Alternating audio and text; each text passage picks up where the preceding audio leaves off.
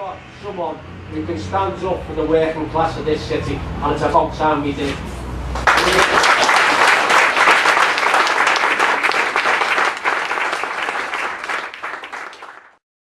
I'd like to welcome everybody to the rally tonight to launch the Tony for Mayor campaign. Tony Mulhearn in his candidacy to be the first elected Mayor of Liverpool.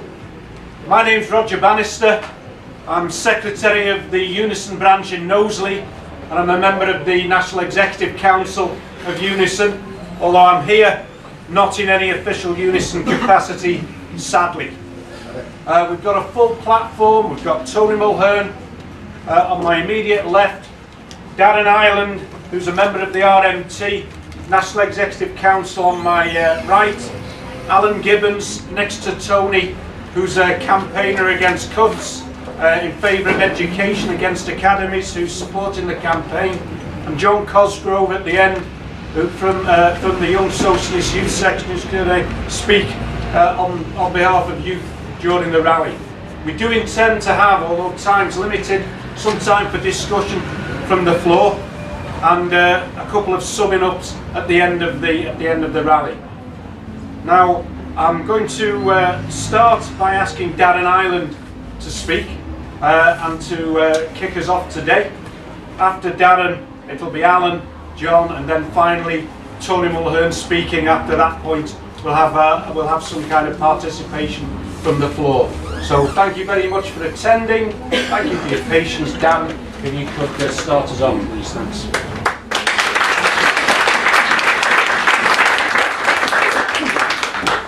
Yeah, thanks for that, Roger.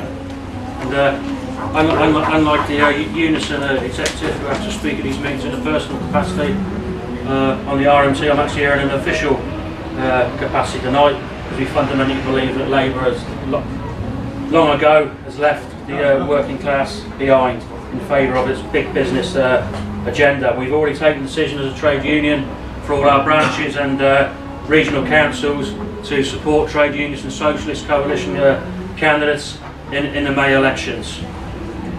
And we're fully behind those who are prepared to fight against the cuts, those who are prepared to fight against the neoliberal policies of the Condems and Labour and the general ruling class offensive that is upon us.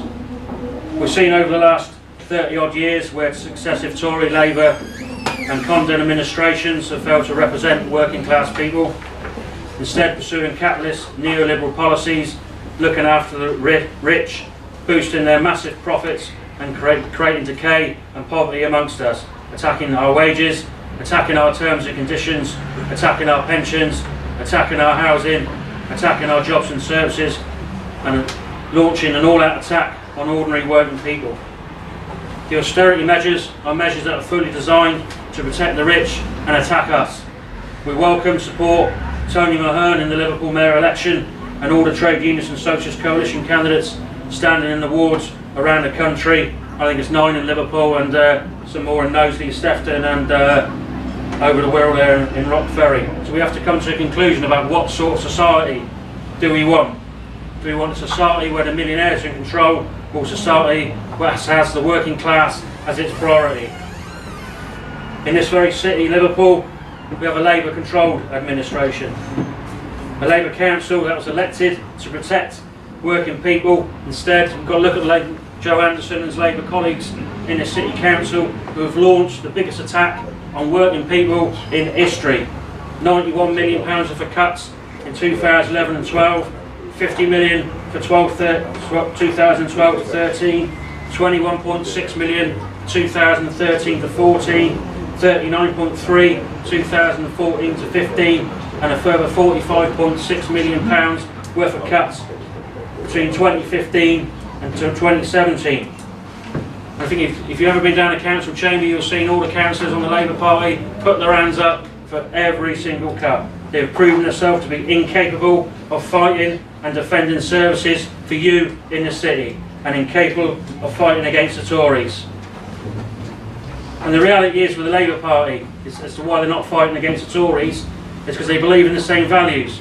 You see now out through when the Labour was last in power, they fully supported privatisation, illegal wars, anti-trade union laws. In fact, the Labour Party increased the anti-trade union laws and the 1999 Employment Act.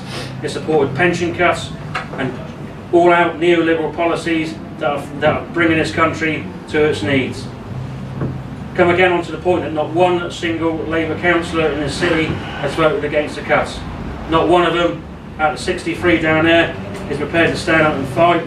They voted for every cut. In fact, Councillor Paul Brandt, who's the deputy leader of the Liverpool Labour, he's given up even calling them cuts, he calls them savings. Read any of his reports that are on the council websites, he's calling them savings like he's running around doing us all a favour, when he certainly bloody well isn't. And the choice we've got is now to act to stop the rot in our society. We have to organise as a class to fight against the austerity measures. And in Liverpool, for instance, they've wasted millions of pounds on arm's length management companies like Liverpool Direct, which is 80% owned by British Telecom, and that's just one example of a service that should be brought back in-house, run directly. We need an alternative, and we have the alternative in this country and this city, and that is the Trade Unions and Socialist Coalition, and which is opposed to privatisation, opposed to all cuts in our services. The Trade Unions Coalition is standing on a platform: public ownership, not private profit, no cuts for quality public services, jobs, not handouts to the bankers and billionaires, employment and trade union rights. You've only got to look up the road in Bootle, where the MMP packaging firm, they've been out on strike, been locked out for weeks on end, yet when Labour was in power it did not repeal one single trade union right in this country.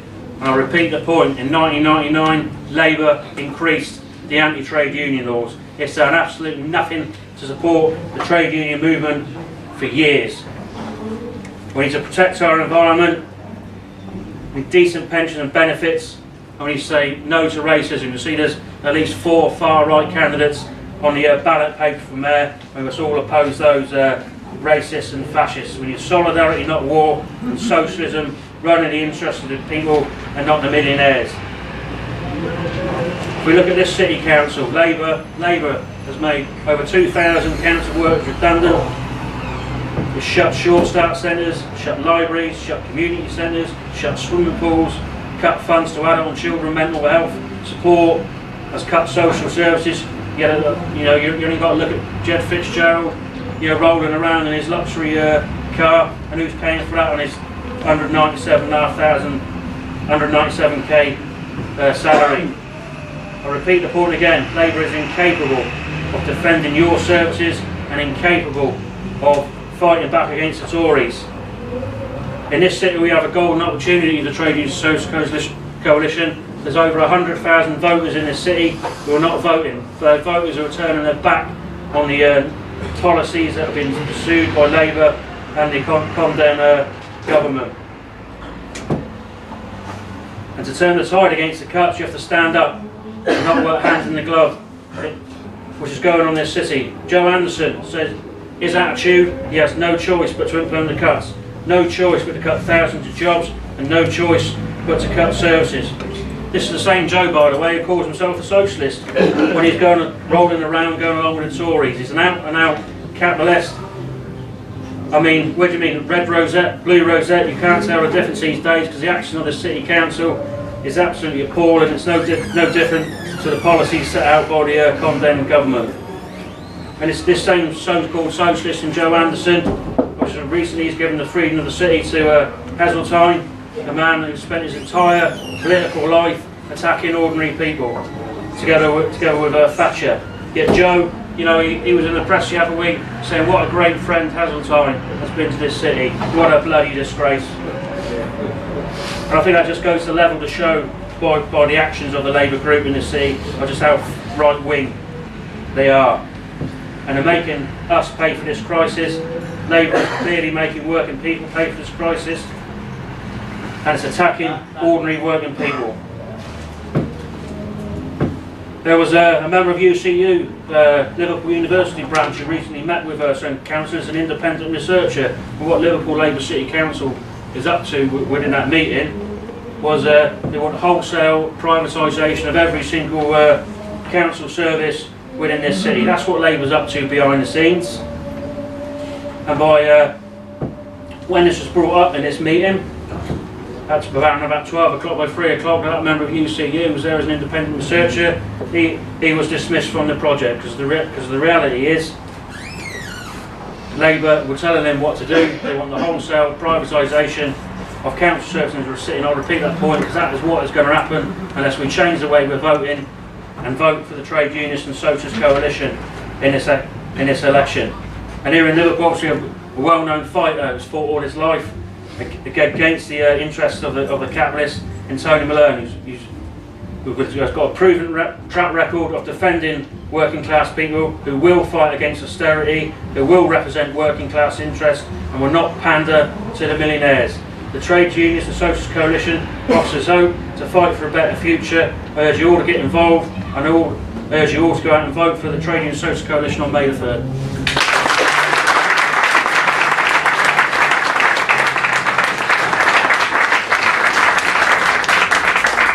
Okay, I'd like to thank Darren for that introduction. I mean, he made some good points as well. Drew attention to the Tusk candidates. Darren himself is a Tusk candidate for the Central Ward. I'm a Tusk candidate for Kirkdale. And looking around, most of the other candidates are in the room, and obviously they're welcome. The reference that Darren made to the MMP dispute over in Bootle is well made. There are, I believe, a number of the strikers here tonight, and I hope at least one of them feels able to come into the discussion when we open up to explain what that particular dispute's about. Because the Tusk campaign is about furthering the interests of working class people, politically in the sense of an election, but industrially in the sense of a dispute of that particular dimension. So a special welcome to those strikers. And another welcome, perhaps, well, it's an absent friend. There are a number of absent friends tonight, but we've also had greetings from Ken Loach, the left-wing filmmaker, who's long been, the last few years, he stood by the left in this city during the capital of culture. He came up on a couple of occasions and presented and spoke when we showed his films, when we were organising the left as a sort of alternative to that event. And Ken would have liked to have been with us tonight, can't be with us, but he sent us his best wishes and his strong support for Tony's campaign. So I'm going to call in now our second speaker. As I said, Alan Gibbons is a children's author in actual fact, but it's in terms of the broad support that we have for the campaign for Tony for Mayor, people like Alan with records of fighting to defend services, to defend public services against privatisation, then that's an important role as well. Thanks, Alex, very much. Thank you. When I was invited to speak tonight, I couldn't say no because I lived in a tower block called Leighton View in the 1980s, and because of people like Tony, we ended up getting a house, which is quite nice. And when people demonise the council of the 1980s, it's worth remembering actually the material advantages that working class people got out of that administration, and we need to make that point very clearly. And that legacy continues in this city, because when I came along I didn't know how many people to expect in the meeting. I think this is a fantastic turnout for the start of an election campaign. When George Galloway arrived in Bradford West, I think he talked about having half a dozen people, and it was a very, very small beginning. If this is the beginning here, then maybe the kind of light that was set under New Labour there can be set here and can have repercussions right the way across the country in terms of building a fight back against the cuts. Now, I am speaking in a personal capacity. I lead the campaign for the book, and I work with bodies like Unison, a whole number of other organisations, campaigning against library closures. And I just want to read a few statistics. The library campaign, in a way, is a microcosm, a small section that illuminates what's happening across public services. In the United Kingdom, 22% of our population are functionally illiterate. 23% of our population don't have internet. 39% are library users. And when you take a look at the cost of illiteracy to this country, it is £81 billion. Now take a look at that figure. £81 billion is roughly the figure that George Gideon Osborne says that he's got to tear out of our services to restore the interests of the capitalist class and the employers. Isn't that uncanny? Just by stopping that damage, we could actually rectify that debt. However, what are they doing? They are closing our libraries. And what's tragic is, when you get millionaires in the Tory government who've got their own books, they've probably got a library in every house, they don't need these services. Like many people, most people I bet in this room, I was a working class boy. I got to university because of access to books. Not me mum and dad buying them necessarily, but going down to the local library and getting access to a new world, to new ideas, to new possibilities. And when we get a Labour Council, the grotesque image of a Labour Council closing 3 libraries, ending 1/3 of full-time equivalent jobs in one of the poorest countries in Western Europe with great difficulties and problems, that stops that aspiration, that chance to rise yourself up and to stand on the shoulders of giants and to have a life that is worth living. That is tragic when I see a Labour Council doing that, and I really do think they should feel ashamed of themselves.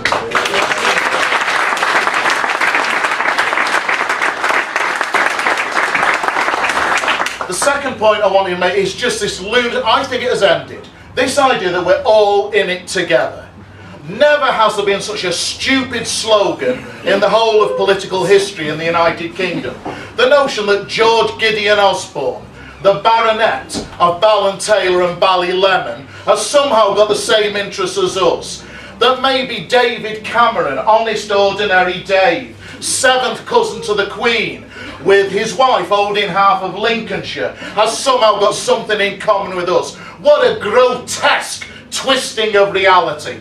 And in the last few weeks, that grotesque distortion has fallen apart. It's fallen apart because of a very odd mixture of things. Petrol and pasties and patronage. And we can now see them for exactly what they are. A bunch of toffs that want to drive us back to the conditions of the 1930s. Quite simply, we will not take it anymore.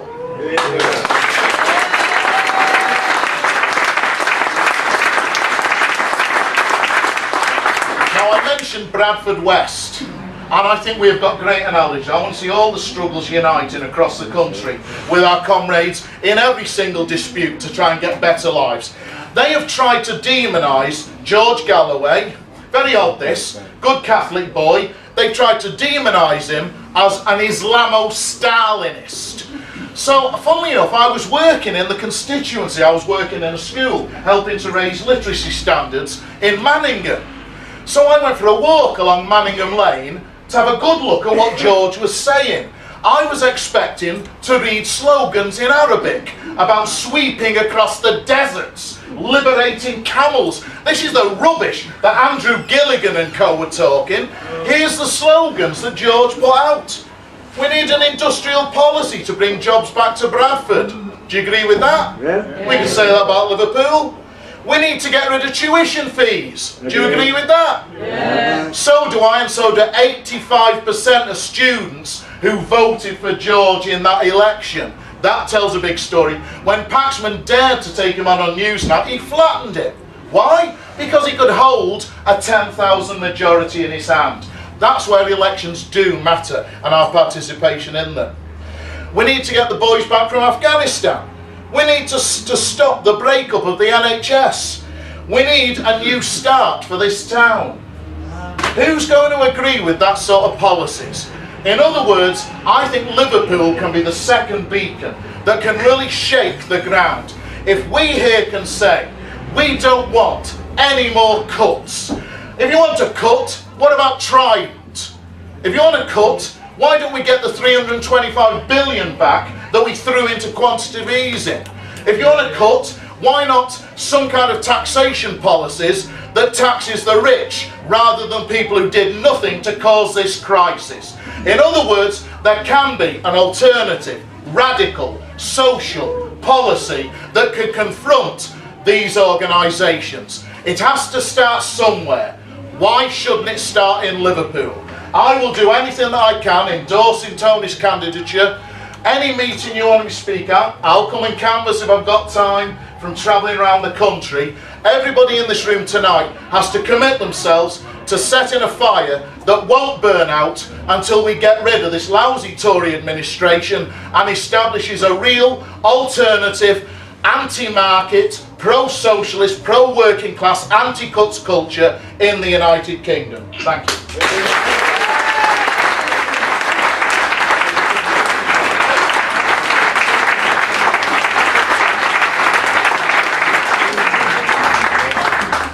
Thanks very much, Alan, for that very stirring address. And quite correctly, Alan referred to the victory of George Galloway in Bradford West. And hasn't that shook the political establishment?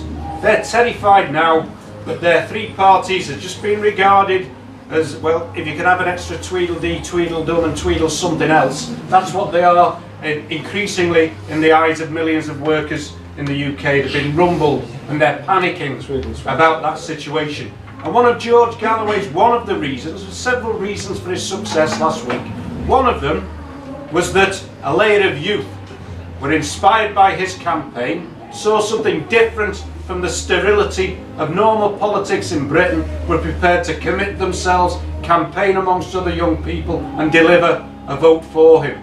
And that's important. It was important then, and it's important for our campaign as well. And that's why we've got John on the platform tonight to speak on behalf of the Socialist Party youth section with a message for youth in relation to this campaign. Thanks, John.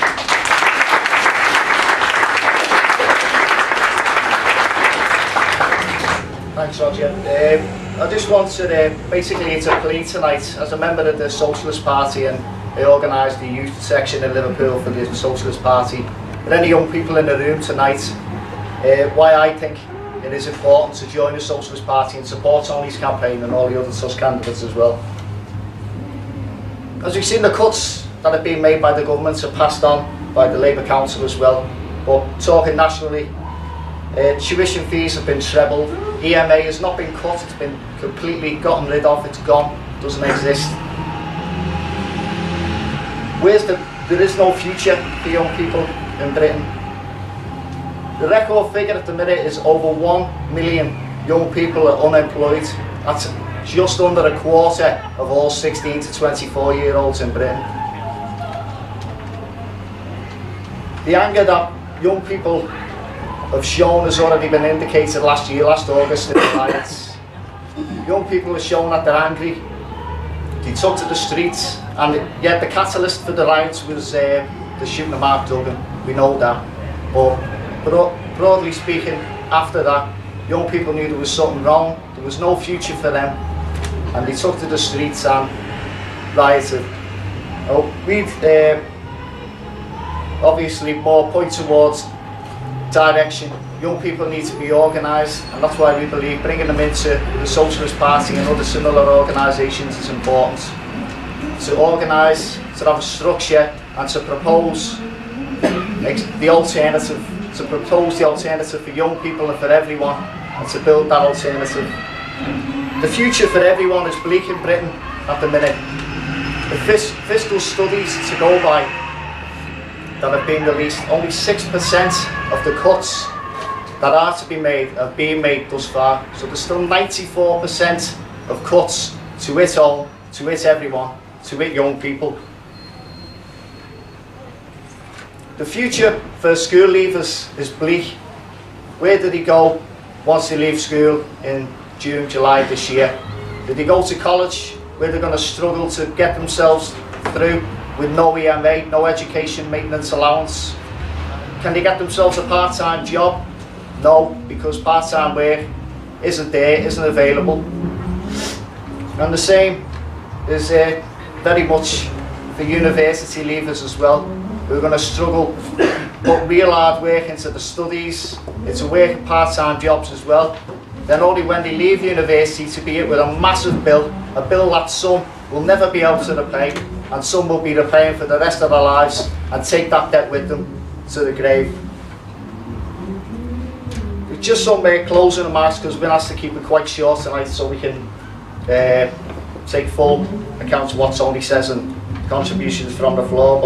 But as Alan's already referred to, George Galloway's victory in Bradford West, and as he stated, 85%, what is commonly known in Bradford as the university ward, where most students live, 85% of that vote went to George Galloway. And when BBC News had one young voter there who voted for George Galloway on the news and asked, why did you vote for George Galloway? The answer wasn't because he's an Islamo-Stalinist. It was because he offers change, he offers a future for young people, he offers something different. Who's the only candidate who's anti-cuts, who can offer change and who can offer something different in that list today that's been released of all the mayoral candidates? The only candidates, as far as I can see, is Tony Mulhearn, and the only candidates who are standing in the local elections are the Tusk candidates. The only candidates who won't make cuts, the only candidates who will propose a change, and the only candidates who will offer a future for all young people. That is why I'd call on anyone tonight, any young people, even parents and nans and granddads, to go, when you go home tonight, your grandchildren, your children and young people here tonight, take the leaflets, tell them about the Socialist Party, tell them about Tusk, tell them that there is an alternative in the elections. Young people are fed up, as sick and tired, as I'm sure many other people are as well, of what they see as all politicians are in it for themselves, in it to line their own pockets. But I tell you, Tony and other, looking right back into the past, where we had MPs on a worker's wage, who took his wage and the rest went into a political fund like Terry Fields. There are alternatives. We're putting alternatives forward in the elections, so that's why I'd urge any young person in the room tonight to come and see myself or come and see any other members of the party to join the Socialist Party, not just to support Tony's campaign and the Tusk campaign, but to build a better, brighter future for all young people, a socialist society, and rid ourselves the scourge of capitalism.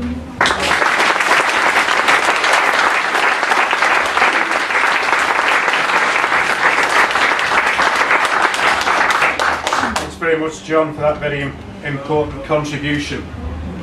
Before I left the house tonight to come down to the meeting, I was looking at one of the glossy leaflets that's come through my door on behalf of the Labour Party and Joe Anderson's campaign. And if you read it, slightly naively, you do get the impression that he must be the most important man in Liverpool, because every single thing that happens in the city, whether it's anything to do with him or not, and most of it isn't, he's claiming responsibility for as long as it's good. To the extent that I thought if I went out tomorrow and bought a chip shop and gave Tony Mulhearn a job as the chief fish fryer, I'd be worried that he'd be in his next leaflet, Joe Anderson increases opportunities in the catering section in the city. Now, Tony's campaign, this campaign, is not based on exaggerated claims, misleading statements. His stuff won't be as glossy probably as the literature that Joe Anderson puts out, and I'll say a bit more about that after.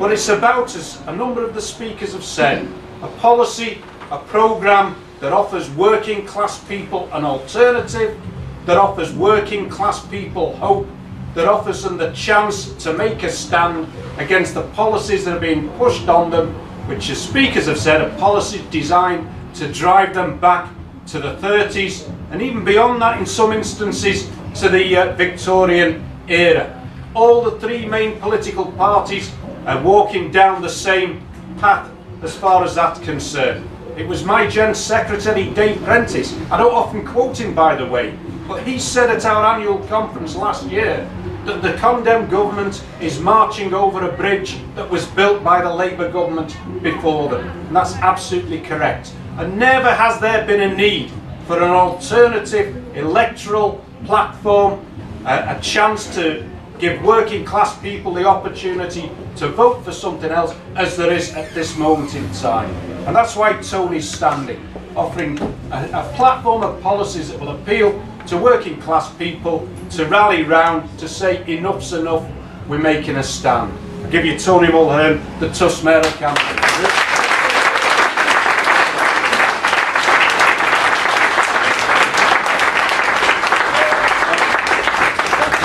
Comrades, brothers and sisters, I'm really impressed by the tremendous turnout tonight and the great contributions that have already been made from the platform.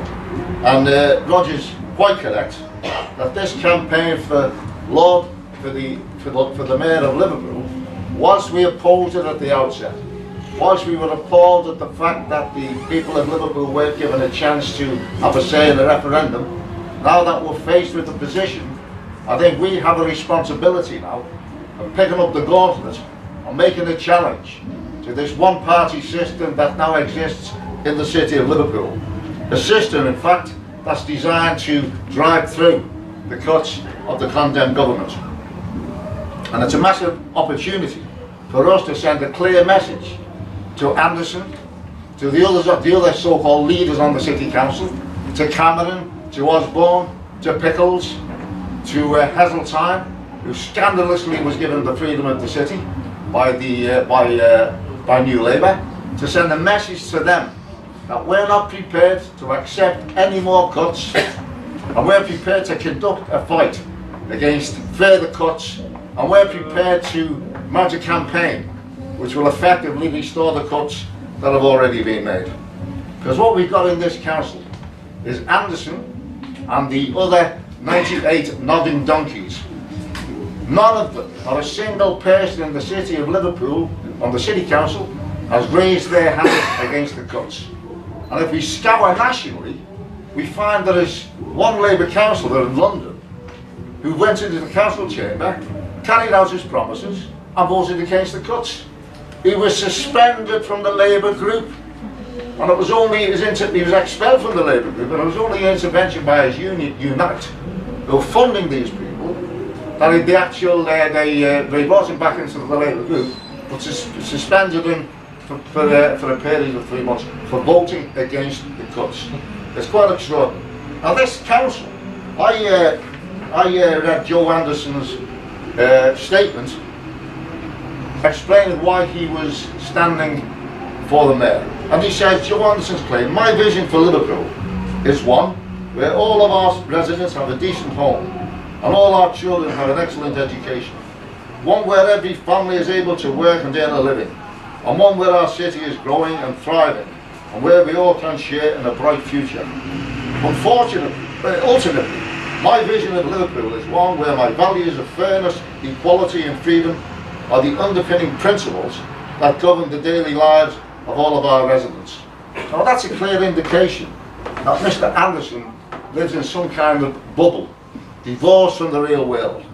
He says that, and he leads a council which has already slashed £91 million of the annual budget for last year. This will result in cuts in Sure Start, at least 1,200 job losses, and the closure of libraries, nurseries and Sure Start facilities. The libraries are already very eloquently shown, damaging to the future of our children. A further 50 million cuts for next year has already been agreed. And that's not the end of it. This is going to be followed by further savage cuts next year, and the year after that, and the year after that.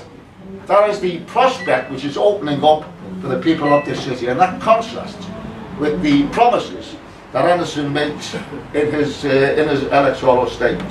The budget for the voluntary and community sector has already been cut by 48%, and that will lead directly to the loss of 450 jobs and countless volunteer opportunities in that sector.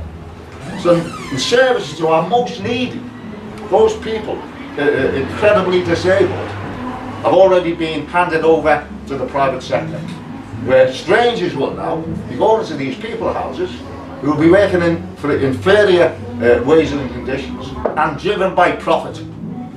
They will be in there to deliver the highest possible return to the shareholder. That will be their principal aim, not to provide a service to the most needy in society. But the fact is that these condemned cuts are not necessary.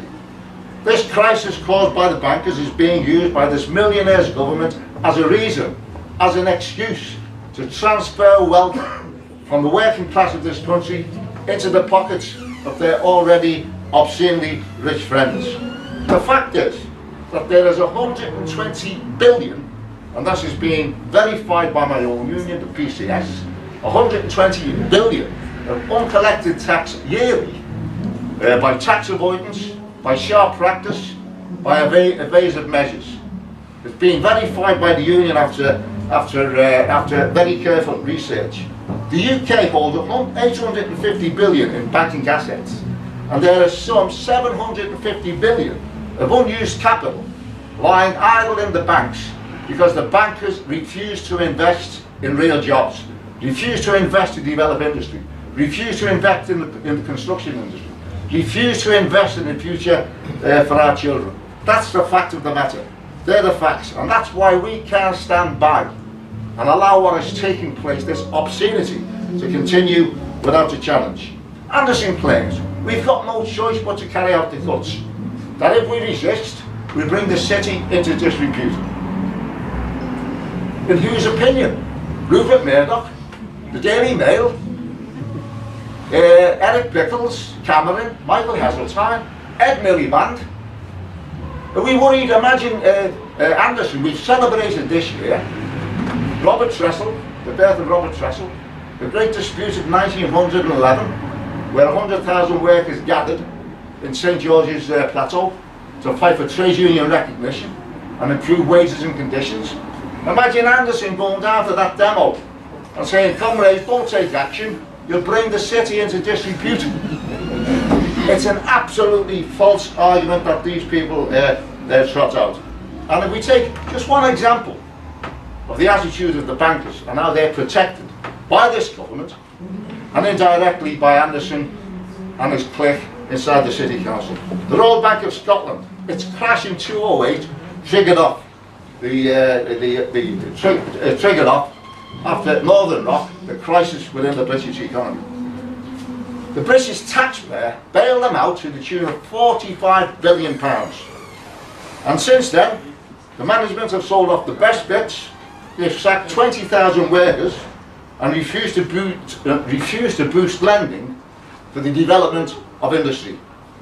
The share price has plummeted and British taxpayers are currently £23 billion out of pocket.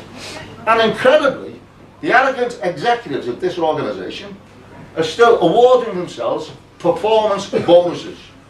The chief executive wants to repeat that the 6.8 million he took home in 2011, last year, and the head of the investment banking division wants to cash in his share options of over 5 million quid.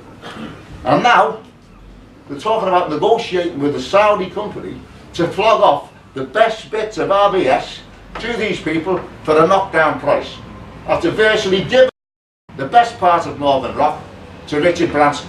It's absolutely, it's larceny on a grand scale.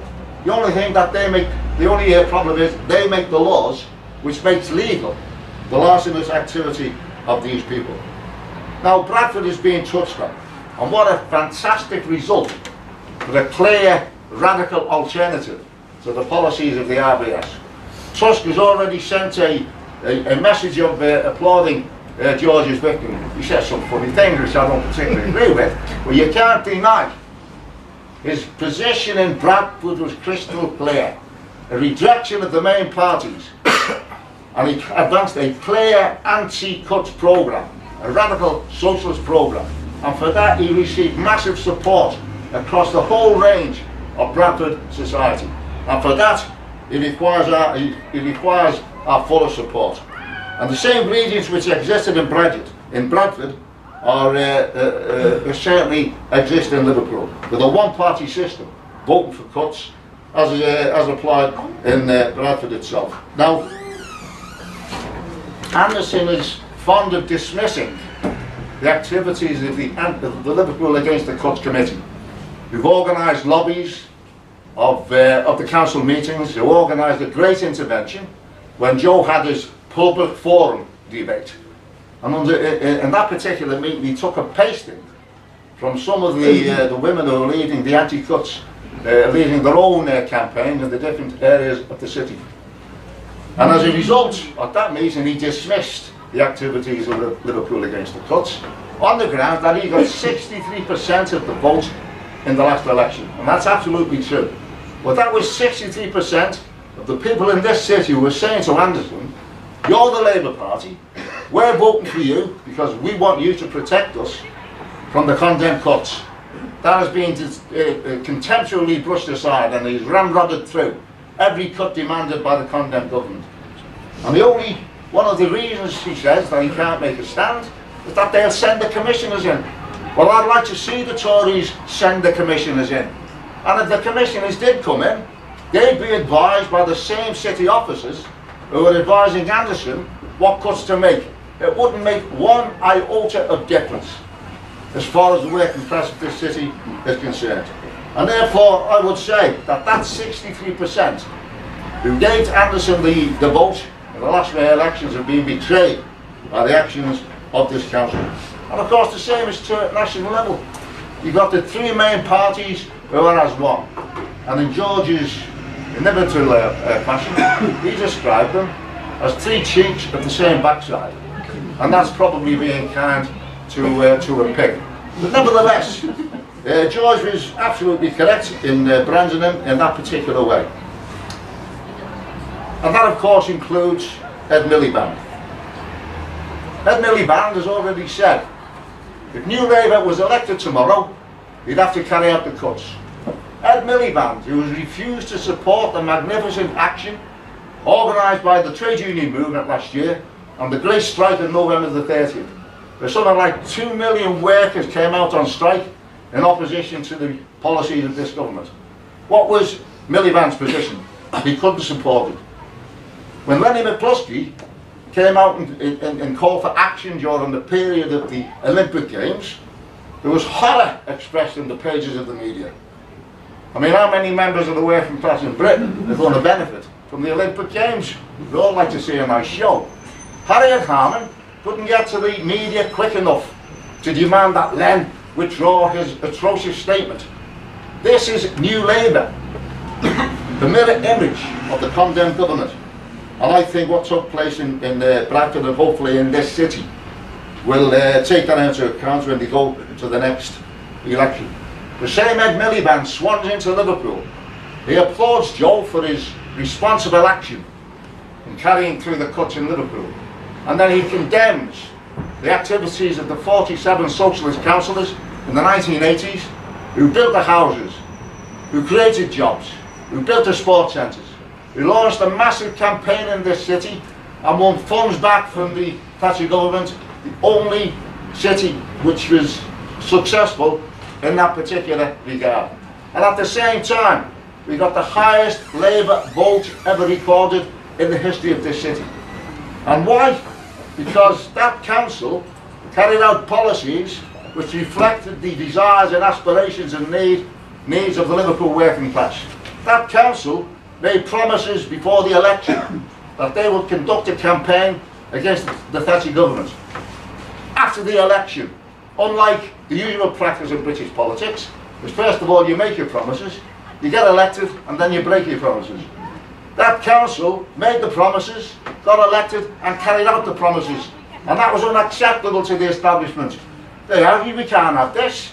In fact, one of the judges who condemned us, Mr. Justice Lawton, who was a member of Oswald Mosley's fascist black shirts, stood as a fascist candidate in 1936 in London. He used to march around Temple Bar with a black shirt on. He actually said, the problem with these people is that they've carried out their election promises. We can't be having that. And they upheld the decision to expel us from office. And Miliband, in condemning us, speaks in the same language as Thatcher and as Justice Lawton and the rest of them who condemned the policies of Liverpool City Council during the course of the 1980s. And no wonder the standing of Ed Miliband in the polls. His latest standing in the polls as the most effective, as a leader of a major political party, is minus 41%. Unprecedented in history. Because it's not rocket science. If you support the Tories, if you support the Condemn Alliance, and if you continue to attract workers, then your popularity will in fact decline. And there's one thing for certain, these people will continue to move to the right. No question about that. And there's no question about this either, is that the working people in this city are yearning for a change. They're looking for leadership as to express some opposition to the obscenities which has taken place. And there's no question that capitalism as a system has failed.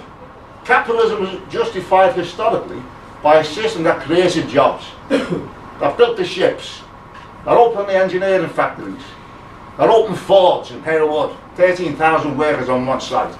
Standards, the engineering factories, wine stock, apprenticeships, my own industry, the printing industry. This place was swarming with printing shops, where 50 lads a year went into the industry and were trained, given a 5-year apprenticeship. Those days are gone. Capitalism has abandoned every single section of manufacturing industry, being exported abroad, and all they've got in its place now is the financial sector, the service sector. The manufacturing industry in the last 25 years has declined from 23% of the economy right down to 11% where it exists at the present time. It's a failed system, and the only way it can succeed now is to drive down working class living standards, drive the working class back to the 19th century, where they're relying on charities, where you'll have to pay to go and see your doctor, where trade unions don't exist. That is the vision that these people hold out for the mass of the people in this country. It's now a machine, not to create wealth, but to destroy and undermine the conditions of the working class in Britain. And there's no question that the money exists. It's a question of who controls that money. And rather than just flog off the RBS, the Royal Bank of Scotland, to a Saudi company, we should be demanding the nationalisation of all those banks that have been bailed out by the British taxpayer. Nationalisation under workers' democratic control. That is the way forward. That the wealth of this country can be harnessed for the benefit of the many and not for the benefit of the 1% who control the banks at the present time. So the difference between us and Anderson and the rest of them is that we stand for the 99%. We stand in opposition to the 1% which is leeching on the backs of the people in this country. How many times have we heard the phrase in the last few years? When we got the city of culture, Liverpool is on the up. The city of culture is going to create thousands of jobs within the tourist industry. There's going to be tremendous developments. Every young person will have a future in the city of Liverpool. But it's a tale of two cities. The waterfront's beautiful. One of my favourite places to take a walk. It's lonely without all the ships that used to be there, but nevertheless it's a nice walk. You've got L1 here, lovely shopping centre. The statistics on how many people shop there, those tells a different story. It's declining. But it's a tale of two cities. Joe Anderson is constantly proclaiming. He goes and talks to these entrepreneurs. Liverpool has a wonderful future. Peel Holdings is going to create 20,000 jobs. Peel Holdings is going to create thousands of houses. The question is, who will be working on the building sites? How many people will be able to afford the houses that they do build, if in fact they build them? And there's no question that the Liverpool labour will be a tiny proportion on those sites. And probably the wages paid to those workers will be probably just above the minimum wage. Even if it happens, it won't resolve the problem of the people of the city. At the current time, as we speak, there are 20,000 people. After all these promises, the City of Culture, 20,000 people on the housing waiting list. There are 10 young people chasing every vacancy. Land Rover in Haywood used to be Ford's. They've just advertised for 1,100 vacancies. 13,000 young people applied for those jobs. That's the extent of the problem. Liverpool has more families without a wage earner than any other city in the UK. And these people are telling us that Liverpool is on the up. Liverpool is a fantastic place where investment will flow in, providing we conduct ourselves in a responsible way, providing we accept the cuts. Accept the cuts today and they'll be jammed tomorrow. This is the mantra that these people request that we accept. But comrades, it's not good enough, it's unacceptable, because the policies of the City Council worsen the position which I just sketched out. And the social earthquake in Bradford, no doubt, will be taken on board by these people, although they live in such a bubble, they're probably unaware of these events that are taking place in other parts of the country.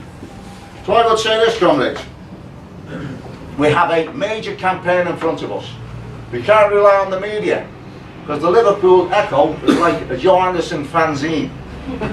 Every day there's a page of Joe, on usually page 1, 2 and 3.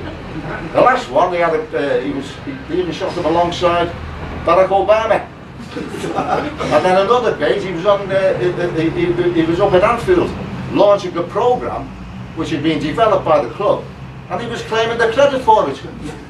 They just agreed that they'll install the liner terminal down on the Prince's Dock there. That's been going on for years, the negotiations. They now come to some kind of fruition. He claimed credit for that. There was a housing development, a private housing development, up in the Wood End area of the city. He went up, and a mugshot appeared in the Echo, and he claimed credit for that, but it had absolutely nothing to do with the Liverpool City Council.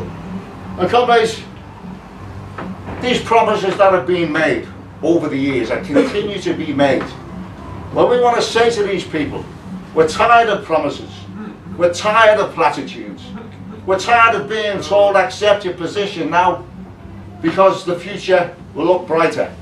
It's like Joe Hillstrom, the great leader of the industrial workers of the world in Britain.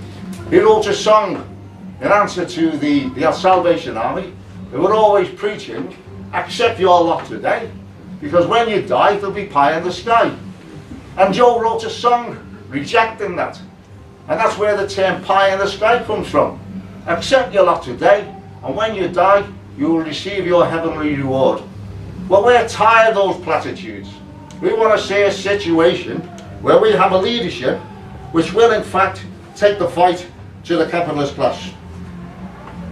I did not accept this particular task lightly. I've resisted standing for mayor, but I could no longer not accept that responsibility when I read some of the claptrap that Anderson was standing on. He said, I'm standing not as New Labour, not as Old Labour, but as Joe Labour. I'm the friend of the entrepreneurs. I'm the friend of big business. Heseltine is a wonderful man. He's done wonders for the city. The same man who was behind an architect of the Thatcherites, who's pinched £30 million from this city in between 79 and 83, the equivalent of 200 million today. He's at 100% behind the cuts policies of this condemned government, and they give him freedom of the city, where the other fool dressed like Dick Turpin, the Lord Mayor, was pictured with Heseltine with his arm around him. They've dragged the name of Labour in the mud. And our task in this campaign is to re-establish the values of the Labour movement, where people like Jimmy Larkin, like Tom Mann, like the great MPs we used to have, Terry Fields, Eric Hepburn, Bobby Paddy, people like this, who stood firm, who supported the City Council through thick and thin. During the course of this campaign, we've got to re-establish the finest values of the Labour movement. We've got to re-establish the fact that the Labour movement was brought into existence to protect working people and not to carry through the demands of the capitalist class. Won't be an easy campaign. They control the media. We've got to rely also on the Twitters, Facebook, the modern means of communication between each other to demand that everybody votes in this campaign and votes for a socialist candidate. But as I say, I didn't take on this responsibility lightly. But you say to yourself, how can we face our kids and grandkids when they ask the question at some time, why didn't you challenge what these people are doing to the poor of the city, to the working class of the city? Why didn't you take up the challenge and fight them? Well, we'll take up that challenge. And irrespective of the outcome of this particular election, we promise you one thing, that Joe Anderson and the rest of them are in for one hell of a fight. And that's the kind of fight that we're going to give them.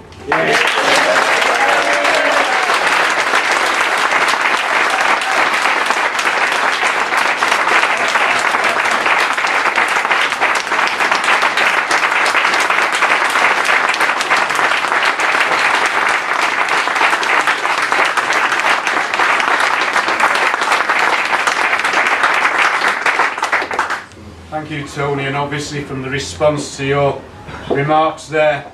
We are determined to give them that fight. Now, I did mention earlier that perhaps our literature might... Got someone who can stand up for the working class of this city, and it's about time we did.